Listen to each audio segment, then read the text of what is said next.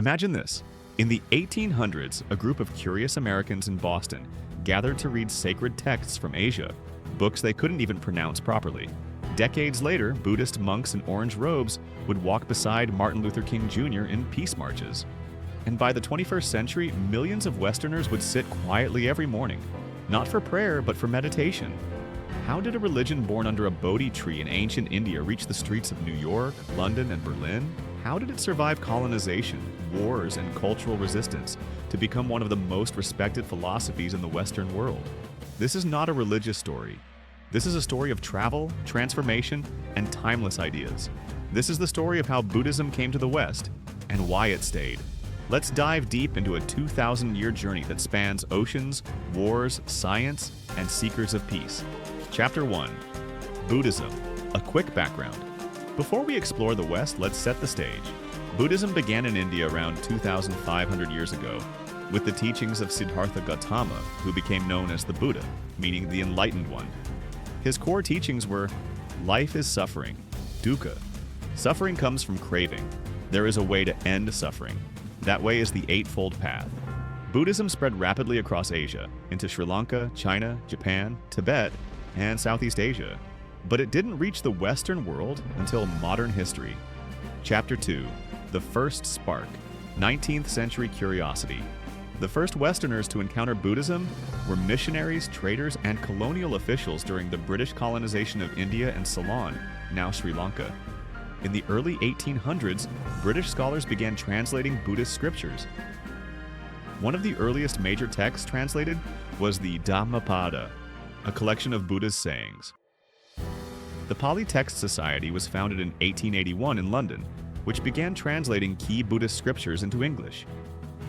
At this point, Buddhism was treated as a scholarly curiosity, like ancient Greek or Roman philosophy.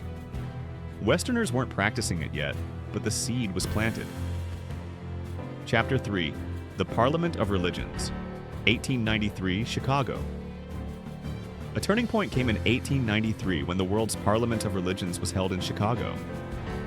A young monk from Sri Lanka named Anagarika Dharmapala stood before a largely Christian audience and introduced Theravada Buddhism as a universal philosophy of peace.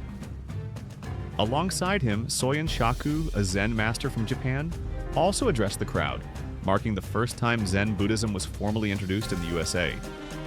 This event made headlines, and Americans became fascinated by this peaceful, non-theistic philosophy. Chapter 4. Early Western Adopters. Buddhism wasn't just a spectacle, it began attracting real followers in the West. Henry David Thoreau, the American philosopher, had read Buddhist texts and even translated some. Paul Karus, a German-American philosopher, collaborated with Soyen Shaku and wrote books introducing Zen ideas to a Western audience. The first Buddhist temple in the U.S. was built in San Francisco in 1898, serving Japanese immigrants. However, Buddhism was still mostly practiced by Asian immigrants and studied by elite intellectuals. Chapter 5. World Wars and the Buddhist Peace Message. After World War I and World War II, many Westerners became disillusioned with traditional religion and the violence in the world. They began looking for alternatives. That's when Buddhism's message of peace, mindfulness, and inner calm became appealing. Key figures who helped spread it during this time: D.T. Suzuki, a Japanese Zen scholar who taught in U.S. universities and influenced artists, poets, and psychologists; Alan Watts, a British philosopher who popularized Zen and Eastern philosophy through books and radio broadcasts. By the 1950s and 60s, Buddhism was no longer just a study. It was becoming a lifestyle. Chapter 6. 1960s. Counterculture and Zen Explosion. In the 1960s, the hippie movement and counterculture revolution were in full swing. Young Americans began rejecting capitalism, war, and rigid religion. They turned toward meditation, Eastern philosophy, and Buddhist ethics. Key movements. Beat poets like Jack Kerouac and Allen Ginsberg promoted Zen through their writings. Tibetan Buddhism arrived when the Dalai Lama fled Tibet in 1959 and eventually began touring the West. Monks like Thich Nhat Hanh, a Vietnamese Zen master, taught engaged Buddhism, applying mindfulness to social justice. Buddhism became cool, philosophical, and anti-war. It fit perfectly with the rebellion of the youth. Chapter 7. Scientific Backing, Mindfulness and Meditation. In the 1980s and 90s, science began catching up to what monks had practiced for centuries. Harvard, MIT, and Stanford began researching meditation. They discovered meditation reduces stress, improves focus, and even changes the brain, neuroplasticity. Buddhist concepts like letting go, impermanence, and non-attachment were psychologically healthy. This led to the rise of secular Buddhism. No gods, just wisdom. Books like The Miracle of Mindfulness by Thich Nhat Hanh, Wherever You Go, There You Are by Jon Kabat-Zinn became bestsellers. Chapter 8. The Europe Story. While America was going through its Buddhist awakening, Europe wasn't far behind. Germany and Britain had Buddhist societies as early as the late 1800s.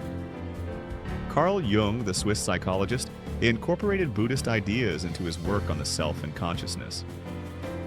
France and Scandinavia saw Buddhist centers emerge in the 20th century. By the 2000s, the Dalai Lama received standing ovations in Berlin, Paris, and London. Major Buddhist centers operated across Switzerland, the Netherlands, Austria, and more. Chapter 9.